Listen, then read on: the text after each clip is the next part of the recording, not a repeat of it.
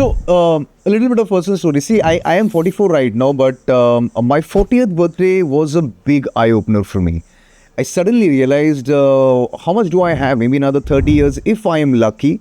And then you see really young people in their 40s and 50s and even 30s losing life, and then you wonder what's happening and how are you prepared for it? Are you really prepared for it? Is this going to happen to you too? I mean, that's a worry that we all face. Let's face it. My fear about dying basically came from my background. So I lost my father at a reasonably early age. He was 56 when he died of cancer. We have 4 brothers and I'm the eldest brother, and I always thought that this could happen to me too. And I was really, really worried about this initially. I'm worried about even now, but like I said, I'm more constructive about it. I'm doing something about it. So every time I have a tummy problem and it's inflamed and I have to go through sonographies, and I had to go through a couple of endoscopies also.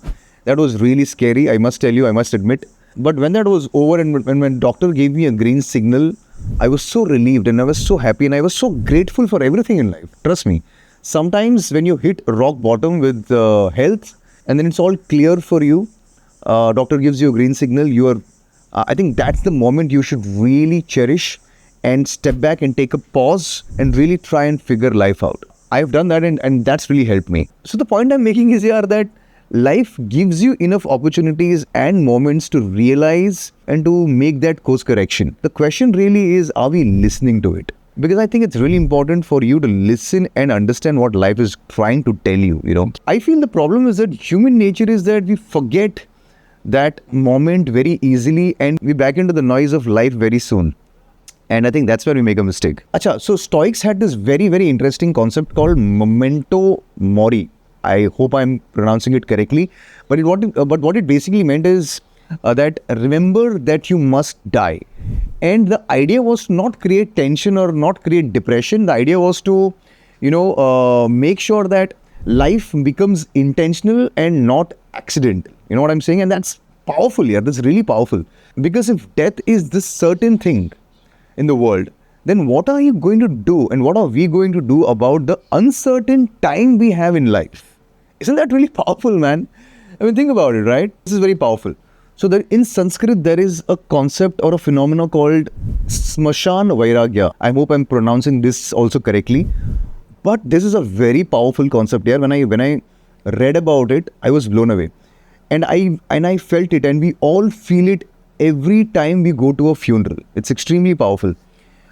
It's the sudden detachment you feel when you attend a funeral. The entire process of the funeral, if you've attended a funeral of somebody very close, you're involved in a lot of processes before the burning pyre, right? And at every moment when you're in that action, in that process, you keep thinking about when my time comes and when I die, all of this is going to happen to me also. How are people going to react? How are my loved ones going to react? What legacy I'm going to leave behind?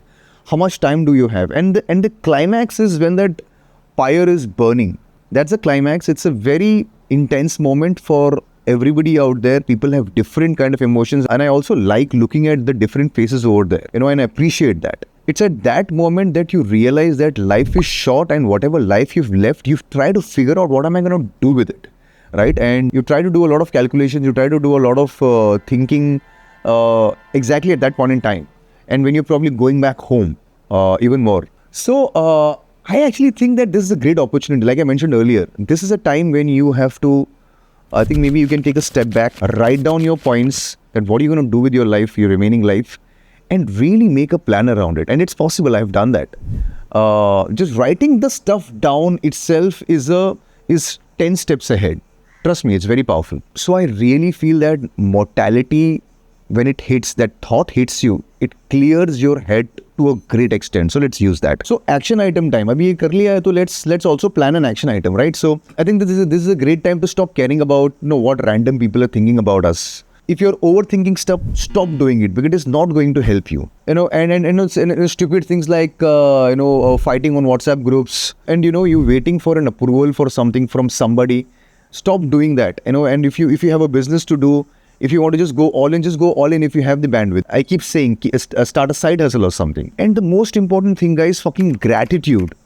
Call up your mom, call up all the people that have helped you, who've stood by you, call them up and tell them a thank you, because you don't know you're going to be there or not. And I don't want to sound like a scholar here, trust me, but this is the freaking reality. So do that. There is one more absolutely interesting reality. I think it's not a concept, it's a reality.